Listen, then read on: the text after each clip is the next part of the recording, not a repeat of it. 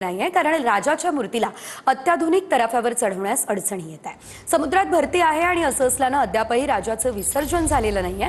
अनेक प्रयत्नांनंतरही मूर्ती तराफ्यावर चढू शकलेली नाहीये। मूर्ती तराफ्यावर चढवण्यास अडचण निर्माण झालेली आहे आणि त्यामुळे आता प्रयत्न मात्र केले जात आहे। अनेक प्रयत्नांनंतरही मूर्ती मात्र या अत्याधुनिक तराफ्यावर चढू शकलेली नाही। त्यामुळे आता ओहोटीच्या कालावधीची वाट पाहिली जाते। अधिकचे अपडेट घेऊयात आमचे प्रतिनिधी विनायक डावरुंग यांच्याकडून। विनायक, आपण पाहतोय आता वाट बघितली जाते, कधी ओहोटी होणार आणि त्यानंतर राजाचं विसर्जन केलं जाणार, सध्याची काय अपडेट आहे?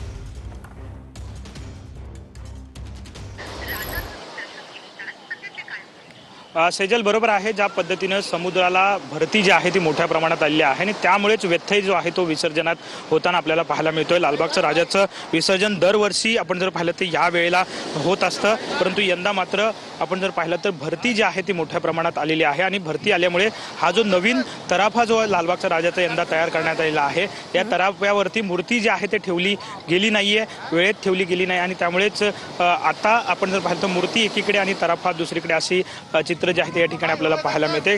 जोपर्यंत भरती जी आहे ती कमी होत नाही, म्हणजेच ओहोटी येत नाही, तोपर्यंत ही स्थिती जी आहे ती अशीच कायम असणार आहे। ओहोटी आल्यानंतरच लालबागच्या राजाची मूर्ती जी आहे ती तराफ्यावरती ठेवली जाईल आणि त्यानंतर खोल समुद्रामध्ये लालबागच्या राजाचं विसर्जन जे आहे ते केलं जाणार आहे। आपण जर पाहिलं तर यंदा भरती जी आहे ती अगदी सकाळीच होती आणि त्यावेळी भरती आली आणि त्यावेळीच लालबागचा राजा जो आहे तो विसर्जनासाठी गिरगाव चौपाटीवरती आलेला आपल्याला पाहायला मिळाला होता आणि त्यावेळी ठेवण्याचा प्रयत्न मंडळाकडून करण्यात आला होता। तराफ्यावरती मूर्ती ठेवण्याचा प्रयत्न अनेक वेळा मंडळाने केला, परंतु जी भरती आहे ती एवढी मोठी आहे, लाटा एवढ्या मोठ्या उसळत आहेत, त्यामुळे तराफा जो आहे तो पूर्णपणे हालताना आपल्याला पाहायला मिळतं आणि अशा वेळी जी ट्रॉलीवरची मूर्ती आहे ती तराफ्यावरती ठेवणं शक्य होत नाही मंडळाला आणि त्यामुळेच बराच वेळ जो आहे तो गेला आपल्याला पाहायला मिळतोय।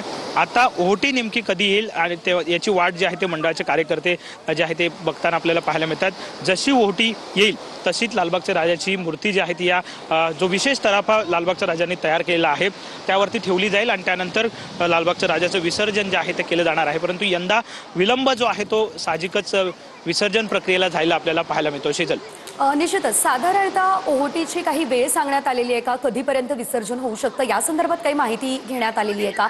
या संदर्भात काय सांगाल?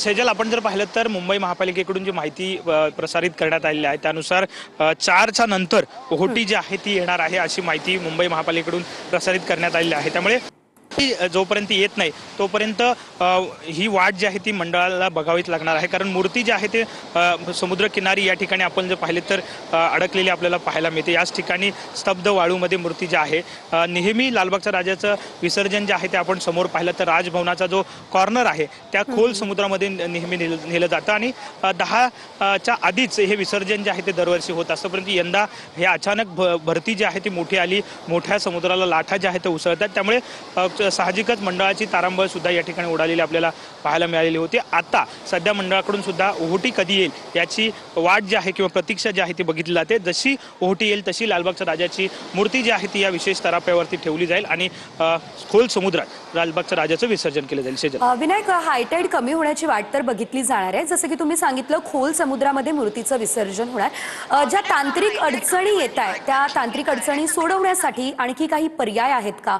आणखी कोणत्या पर्यायांचा विचार केला जातोय का?